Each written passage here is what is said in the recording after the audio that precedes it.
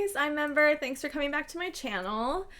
So today I really wanted to talk about feelings and why feeling our feelings is really important. And it may seem like a really yes, I know I'm supposed to feel my feelings topic, but I feel like it's important to talk about because in our society, and I don't know if this was taught in your family, but it was certainly taught in mine, that feelings are not safe, and having feelings in any way, I should try to avoid them.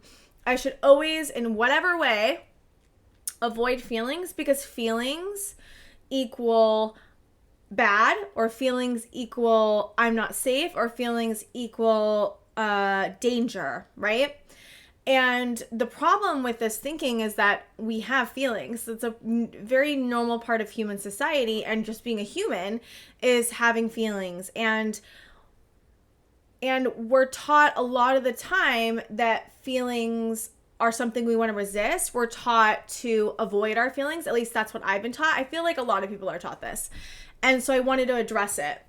And when we are taught that our feelings should be avoided, that creates a conundrum. So, sometimes we're taught we're usually taught in certain ways how to avoid our feelings. We're either taught to be on our phones too much, or daydream, or drugs, or, really anything.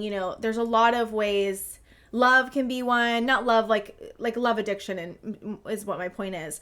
And if we're taught to avoid our feelings, there's ways that we're taught to avoid our feelings. And when you become an adult, the problem with that is that feelings always catch up to you. And sadly, the more you resist your feelings, the more they get really loud. I've noticed, at least. And see, I had an issue with feeling my feelings because I felt like if I started feeling the feeling, then I would feel it forever. It was never going to stop, and I was going to die. That's how it felt to me. My feelings felt so unsafe to me. I was never taught how to safely feel my feelings, and I was never taught how to be in my body. And I was always taught to get out of my body, stop feeling my feelings, use other ways of coping to deal with the feelings that are not very healthy, And so I really want to talk about why it's important to not just move into acceptance of our feelings, but to really move into the feeling you're feeling. It doesn't mean anything about you if you're sad about something. Sometimes I would also have this story of I'm sad, and that means I'm too sensitive, or I'm sad, and that means I'm not going to be lovable because other people don't like it when people are sad. And so, it wasn't just the avoidance of having the feelings, but what if I did feel those feelings, what it would make me, or how it would make me look, or what I would be considered as in a society, or by my parents. And so what I want to talk about is not even just accepting the feelings, but how can we accept the feelings, move into them, and not make ourselves feel bad for having the feelings that we're having? And how do we bring in compassion for whatever those feelings are? Because they're data. Your feelings are data. Your feelings tell you what's going on with you. Your feelings tell you when someone hurts you. Anger, right? I had such a hard time feeling anger because I felt like being angry meant being violent, and those two are not equated. Being angry means that I feel like someone did a wrong against me. And anger isn't bad. Anger inherently is meant to tell us when something is done against us that's not okay. And so I never felt like I could feel anger because I was taught that it was not allowed, and that if I was angry, then there was something wrong with me, or if I was angry, then this meant that, or this meant that. And that's just one of them. And so what I found is that not only to feel our anger, right, but to move into, how can I feel my anger in a safe way?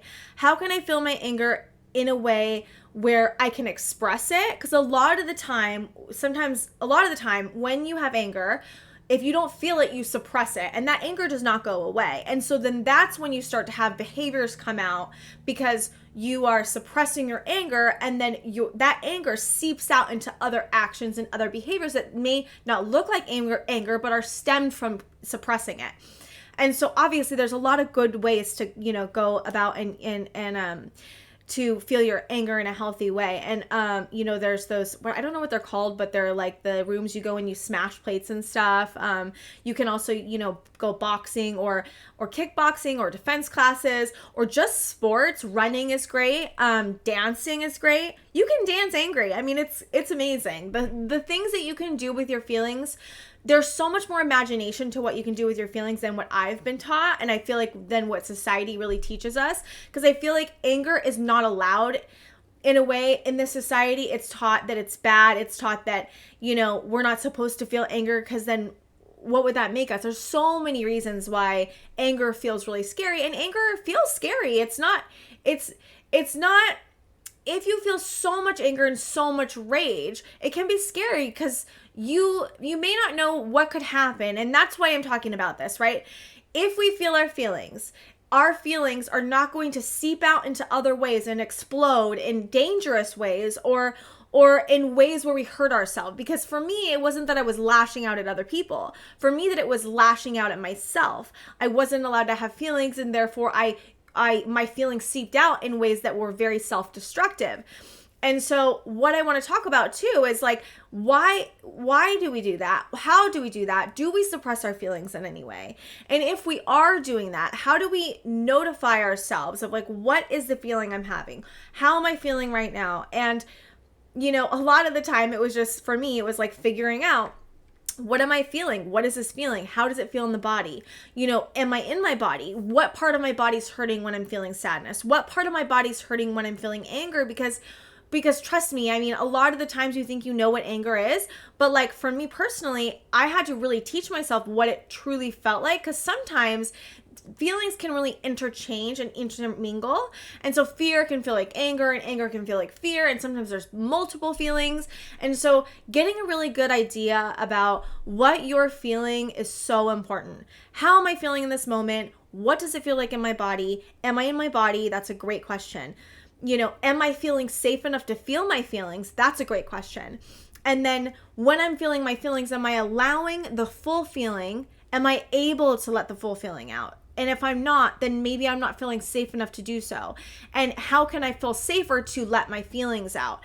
And then when you're feeling the feeling, or even if you're not, let's say you can't let the feeling out, right? Let's say that you're having a hard time feeling your feelings because you don't feel safe. That's when you bring in compassion. You bring in compassion and say, I feel that you're not feeling safe right now.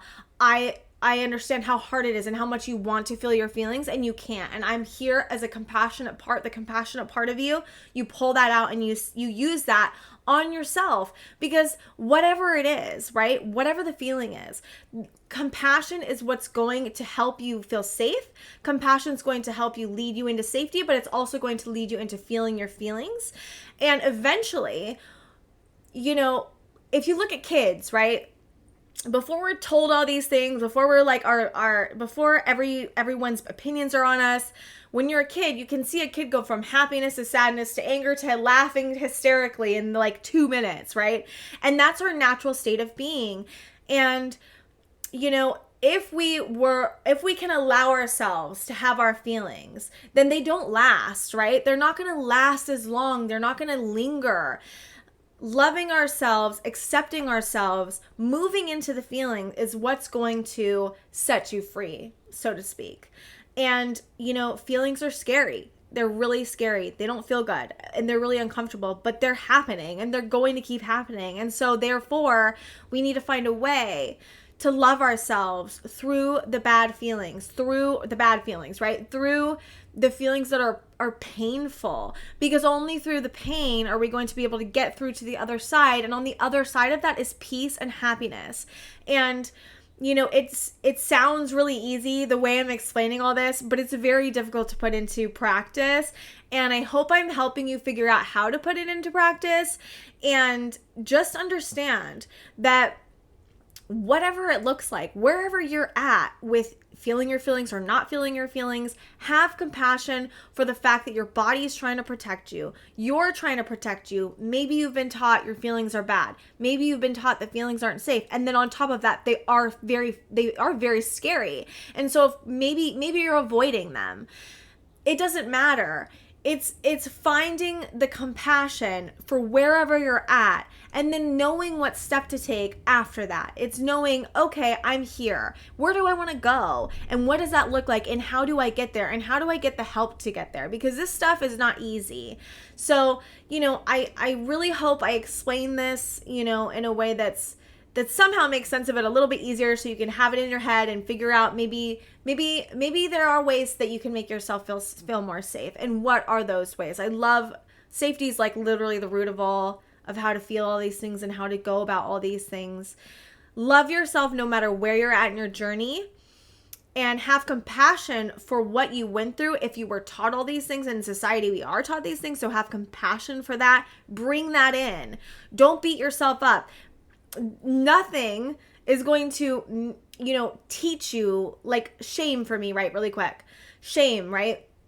I felt like if I could make myself feel bad enough for having the feelings, they would go away. Or like I would be a better person, or I wouldn't be so shitty, right? But like, that's not true.